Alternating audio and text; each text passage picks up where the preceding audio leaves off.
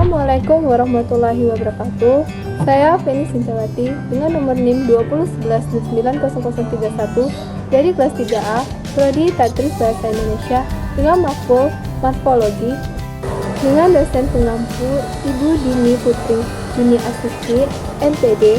Baiklah, di video ini saya akan membahas materi tentang jenis morfem yang akan terbagi berapa jenis. Jenis-jenis morfem. 1.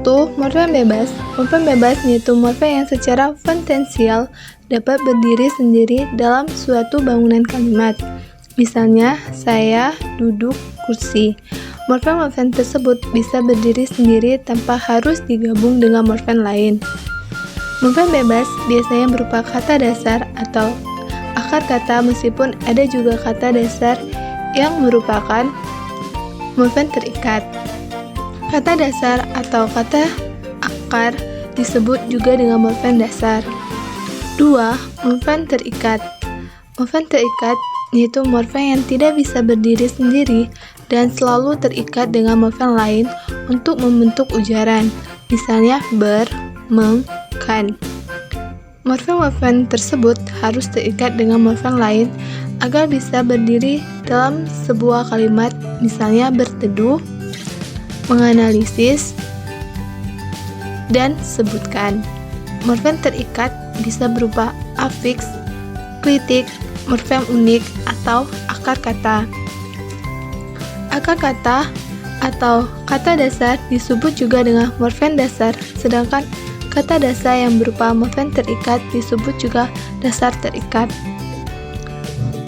Contoh morfem terikat yang berupa afiks: me, kan, an. Contoh morfem terikat yang berupa kritik: ku, mu, nya. Contoh morfem terikat yang berupa morfem dasar terikat: juang, temu, gurau. Contoh morfem terikat yang berupa morfem unik: petas, gulita, dan siur. Artinya, morfem-morfem tersebut hanya bisa berkombinasi dengan morfem tertentu, yaitu petas pada beras menjadi beras petas, itu juga dengan gelap gulita dan simpang siur. 3. Morfem utuh. Morfem utuh adalah morfem yang susunannya utuh atau tidak terbagi. Contoh, lari, pergi, angkat, lantai. Morfem-morfem tersebut utuh susunannya dan tidak terbagi atau terpisah. 4. Morfem terbagi. Morfem terbagi adalah morfem yang berwujudannya dalam bentuk morfem diantarai oleh unsur lain. Misalnya morfem ke-an, morfem tersebut bentuknya tidak utuh atau unsur-unsurnya terpisah. Di antara ke dan an ada unsur lain, misalnya unsur satu menjadi kesatuan.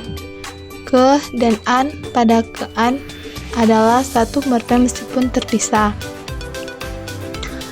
5. Morfem leksikal. Morfem bermakna leksikal adalah morfem yang mempunyai makna leksikal. Makna leksikal adalah makna kata atau leksem sebagai lambang benda, peristiwa, objek, dan lain-lain. Contoh morfem: ikan, ku, jalan, dui, rumah, buku, dan buku. 6. Morfem unik prakategorial.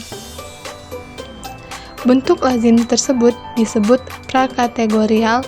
Kedua, bentuk tersebut seperti baca, tulis, dan tendang juga termasuk prakategorial karena bentuk tersebut merupakan pangkal kata sehingga baru muncul dalam petuturan sesudah mengalami proses morfologi. 7. Morfem segmental. Morfem segmental adalah morfem yang terjadi dari morfem segmental atau dapat dibagi. Contoh morfem meja, bunyi morfem tersebut dapat dibagi menjadi me atau ja atau m, e, j, a.